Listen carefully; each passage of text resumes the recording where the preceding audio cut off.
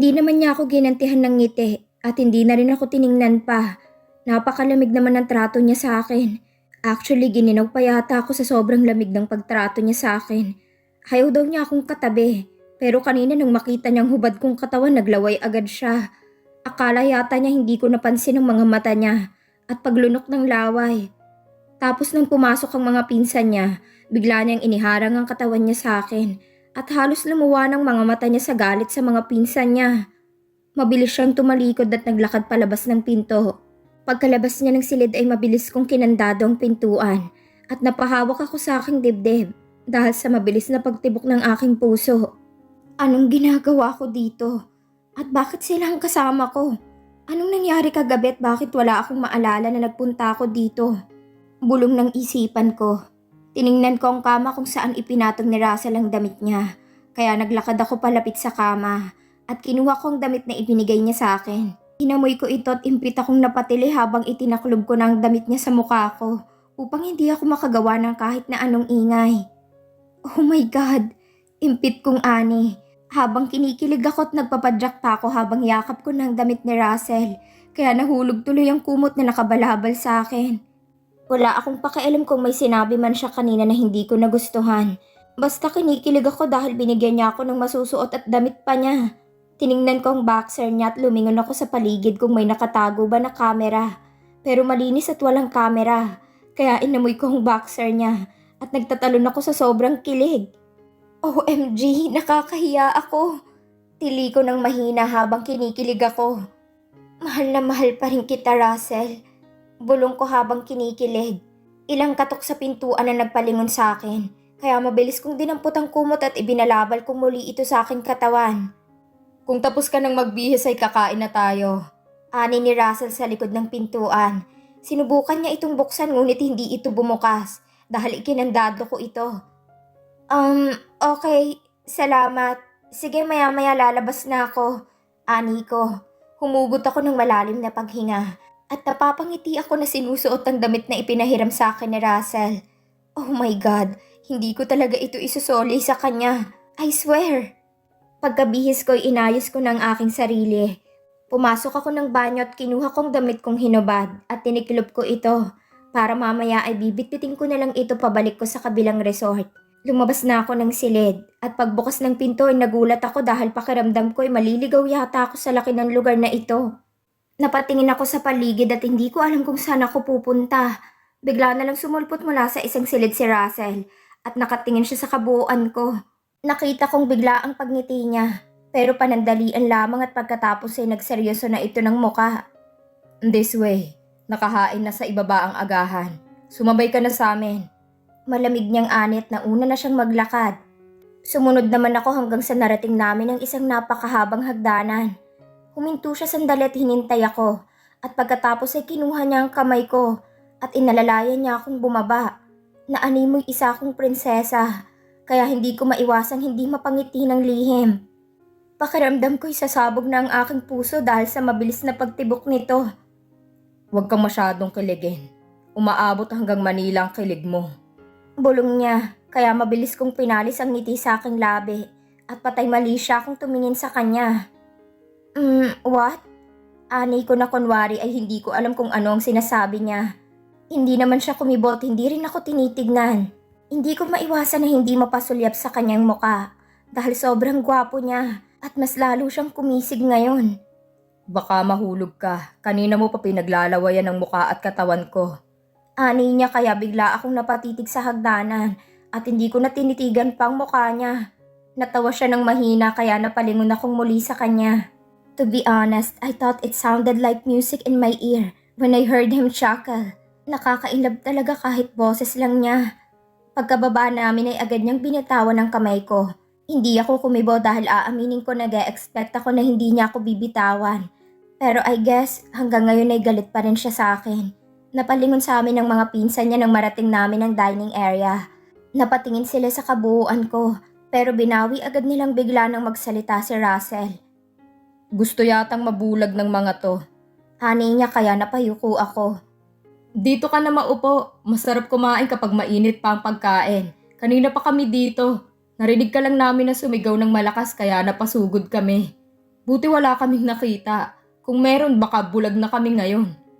Ani ni David, sabay tingin kay Russell na tumatawa.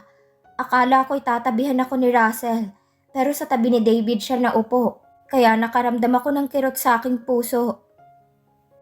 Bakit pakiramdam ko'y wala na talaga siyang pagmamahal sa akin? Napatingin ako sa kanya ngunit sa pagkain na niya siya nakatingin at nagsisimula na rin siyang kumain. Iniusad naman ng isa niyang pinsan ng serving plate na may lamang ham at pinakuha ako. Kahit nahihiya ako'y nagawa ko pa rin kumuha. Dahil aaminin ko na nagugutom na ako. Hello, nandito na ako. Dala ko ng mga damit ni... Ay, BFF, nandito ka na pala. Teka, nagugutom na din ako. Usod ka doon, tabi tayo. Ani ni Amber na ikinagulat ko. Dito ka na lang sa tabi ko, my loves. Ani ni Jefferson, pero inirapan lamang siya ng kaibigan ko. Anyway, gusto kong ipakilala sa inyong mga pinsan namin ni Russell. Alam kong hindi pa nyo sila masyadong kilala dahil hindi naman sila madalas umuwi ng Pilipinas. Ngayon lang sila naglalagay dito dahil interesado sila sa nangyayari sa buhay ni Russell. Ani ni David. Ngumiti ako ng pilit dahil sa sinabi niya. Napatingin naman ako sa mga pinsan niya at gusto kong sabihin na kilala ko silang lahat. Pero nalilito lang ako sa mga pangalan nila dahil sa totoo lang, halos magkakamukha sila. Ang tapang kasi ng dugong Henderson. Sino din ba ang hindi makakakilala sa kanila? Samantalang lagi silang laman ng balita at social media. Lagi din silang laman ng mga magazines. Kaya kahit saan sila magpunta ay makikilala mo sila. Ako si Rug Henderson. Ayan namang katabi mo, Kendra, ay si Broxton. At itong isa ay si Jefferson. Ayan namang katabi ni Miss Taray ay si Darwin. At itong katabi ni Russell sa kaliwa ay si Zandro. At yung nasa kanan nyo, I'm sure kilalang kilala na ninyo. Ani ni Rug kaya nginitian namin sila. Pero hindi ko tiningnan si Russell dahil alam ko namang wala siyang pakialam at busy lamang siyang kumakain. Pagkatapos namin kumain ay nagpaalam na kami sa kanila na aakyat na ako sa itaas upang magpalit at kuhanin ang damit ko. Pagbaba namin ay nakabilot na ang damit ni Russell at sinabi ko sa kanya na ibabalik ko na lang ito sa kanya kapag nalabahan ko na. Tumango lamang siya at nagpaalam na kaming babalik sa kabilang resort. Heto na naman ako, nag-e-expect na naman ako na ihahatid niya kami. Pero wala talaga siyang pakialam. Ni hindi nga niya kami tinapunan man lang ng tingin. Naging pusong bato na yata talagang lalaking ito. Tara, ihahatid ko na kayo. Ani ni Jefferson na nakangiting nakatingin kay Amber. Nginusuan naman siya ni Amber at lumipad ng kabilang gilid ko dahil ayaw niyang makatabi si Jefferson. Mabilis namang lumipat si Jefferson sa kabila na mas lalong ikinainis ni Amber. At lilipat na lang sana ulit si Amber nang bigla siyang hinapit ni Jefferson sa bewang. Hahalikan kita sa harapan nilang lahat kapag lumipat ka pa. Ani niya. Biglang natahimik ang kaibigan ko at napatingin sa magpipinsang nakatingin na sa amin maging si Russell. Itinulak ni Amber ang katawan ni Jefferson palayo sa kanya at masama niyang tinitigan ng binata. Tumayo si Russell at nagsimulang maglakad palabas ng bahay at bago pa man makalayo sa amin ay nilingon niya kami. Jefferson, bisita natin sila, hindi sila dapat binabastos. Halina kayo, tiyahatid na namin kayo pabalik sa resort nyo. Ani niya kaya napalunok akong bigla. Suplada kasi. Sagot ni Jefferson. Sinamaan naman siya ng tingin ng kaibigan ko. At medyo natawa si Russell sa sinabi ng pinsan niyang si Rug. Kaya napatingin ako sa kanya. Sus, hindi ka lang sanay na may nagsuplada sa'yo. Nasanay ka kasi na nagkakandara pa sa yung isang babae. Tapos bubuka ka kaagad sa harapan mo.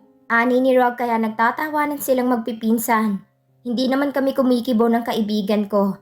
Nagsimula kami maglakad hanggang sa makarating kami sa labas. At inabutan namin si Arman at si Francis na naghihintay na sa harapan ng resort nila Russell. Don't tell me nandyan lang kayo magdamag na nakatayo. Sayang hindi kayo pumasok sa loob kagabi. Narinig sana yung ungulan ng bawat isa. Oh, sige pa. Pangaasar ni Darwin kaya napayuko akong bigla. Mukhang si Darwin ang pilyo sa kanilang lahat at hindi takot sa away. Tarantado kayo ha. Malakas na sigaw ni Arma na ikinagulat ko, kaya mabilis namin siyang tinakbo at humarang kami ni Amber dahil pasugod na siya. Isang hakbang papalapit dito at tutumba ka dyan ng may bala sa noo. Ani ni Darwin na nakatutok pang daliri sa mukha ni Arman na animoy may hawak itong baril. Nakaramdam tuloy ako ng takot para kay Arman. Napatingin ako sa mukha ni Arman at nagulat ako na makita na may mga pasa ito sa mukha. at putok ang gilid ng labi niya. Magtatanong na lang sana ako nang malakas na nagsalita si Amber. Tama na! Inaasar niya lang kayo. Kuya, ano ka ba? Tig-iisa kami ng silid at lahat sila'y mabait sa amin. At wala silang ginawa sa amin ni Kendra. Niloloko ka lang ng pangit na yun. Ani ni Amber. Napatingin naman si Arman sa kanyang kapatid at ininspeksyon ng mukha nito, leeg at mga braso. Malakas na tawa na naman ang maririnig sa magpipinsan, maliban lang kay Russell. Nakatitig sa akin si Russell. Tiningnan niyang suot kong maikling shorts, tapos ibinalik niyang tingin sa mukha ko pababa sa dibdib ko. Napatingin naman ako sa dibdib ko at muli kong tiningnan si Russell. Tumingin siya sa mukha ko at kinagat niyang pang-ibabang labi niya sabay ngisi sa akin. Inirapan ko siyang bigla at nagsimula akong maglakad palayo. Pero tinawag ako ni Russell kaya napalingon ako. Huwag mong kalilimutan ang underwear ko ha. Pasensya na, yun lang ang napasuot ko sa'yo. Next time maghahanda na ako ng underwear na pambabae. Para naman pagkatapos natin ay may maisusuot ka. Ani niya, mabilis namang napatingin sa akin ng tatlo. Lalo na si Arman na kunot pa ang noo. Hindi ko tuloy malaman ang isasagot ko sa siraulong ito dahil kinakabahan ako. Pakiramdam ko tuloy lahat ng matay sa akin nakatingin. Wala namang nangyari. Akala ko lang nasa silid ko ako, tapos naligo ako. Wala akong damit kaya pinahiram na lang ako. Wika ko na kay Amber ako nakatingin. Feeling ko tuloy guilty ako kaya nagpapaliwanag ako. Parang hindi ganun na nangyari kagabi. Ganun bang nangyari ha, Darwin? Bakit parang may malakas na umuungol at narinig pa natin ang sabi na isa pa, hindi ba? Ani ni David, kaya sa inis ko'y dumaklot ako ng buhangin at ibinato ko sa kanya. Sinungaling!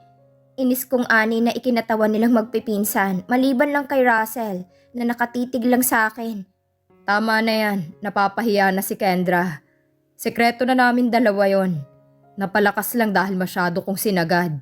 Hani ni Russell na ikinatawa ng mga pinsan niya, habang ako'y nanlalaking mga mata ko sa tinuran niya. Sa inis ko'y ipinadyak kong isa kong paa at inis ko silang tinalikuran. Nakakainis. Bakit nagsisinungaling sila? Kendra! Tawag sa akin ni Russell. I miss you already. Ani niya na ikinalaki ng mga mata ko. Napatingin ako sa mga kaibigan ko at alam ko na ibang tumatakbo sa isipan nila. Naglakad palapit sa akin si Russell. Itinapat niyang isang daliri niya sa labi niya na tila binasa niya ito at pagkatapos ay pinunasan ang gilid ng labi. May ketchup ka pa sa labi. Hanggang ngayon ba ganyan ka pa rin kumain? Ani niya na ikinatulos ko. Muling nanumbalik ang alaala namin noon. Sa tuwing kakain ako ng may ketchup ay lagi niyang pinupunasan ang gilid ng labi ko. Ang cute mo talaga kapag nagbablush ka. Bulong niya sa tenga ko at sinadya niya pang idikit ng bahagya ang dila niya sa tenga ko. Kaya napaatras ako ng bahagya na ikinatawa naman niya ng mahina. Tara na, Kendra. Malakas na tawag ni Arman sa akin. Bigla naman akong hinapit ni Russell at niyakap ng mahigpit. Paano kung ayoko siyang umalis ha? May magagawa ka? Ani ni Russell. Uuwi na ako. Kanina pa nag-aalala sila mami sa akin. Bulong ko. Naririnig kong pagtibok ng puso niya. Malakas na tila ba may kung anong nagtatambulan sa loob ng kanyang dibdib. Hindi naman siya nagsalita at binitawan na lang ako ng maingat. Mabilis na kaming umalis dahil gusto ko nang mapalayo sa kanila. At gusto ko na ring malaman sa kanila kung paano kami napunta ni Amber sa resort ni Russell dahil hindi ko talaga maalala. Kanina pa hindi mapakali si Francis. Gusto niyang pumunta sa resort na pag-aari ni Russell pero nag-aalangan siya dahil hindi niya alam kung kakausapin ba siya ng mga Henderson, lalong-lalo na si Russell. Gusto mo ba samahan kita? Ani ko, umiling si Francis. Mas okay kung siya na lang ang makikipag-usap upang masabi niyang lahat ng gusto niyang sabihin sa mga Henderson. Ako na lang, dito ka na lang, babalik din agad ako kapag nakausap ko na sila. Susubukan ko lang naman kung makikipag-usap sila sa akin. Ani ni Francis sa akin. Alam ni Francis na suntok sa buwan na pagbigyan siya ni Russell na makausap siya. Pero susubukan pa rin niya at baka sakaling mapagbigyan siya. Nandun sila sa harapan ng resort, nakaupo lang sa recliner chair. At least kapag nasa labas sila maaari mo silang lapitan dahil wala sila sa loob ng bakuran nila. Ani ko sa kanya. Napatingin naman si Francis sa itinuro ko at ngumiti siya sa akin. Humugot ng malalim na paghinga si Francis at tumango sa akin. Naglakad na siya palabas ng villa at tinungong harapan ng beach kung saan nandun ang magpipinsan at nagrarelax sa pagkakaupo sa recliner. Nakatayo lamang siya at hindi niya alam kung paano magsisimulang magsalita.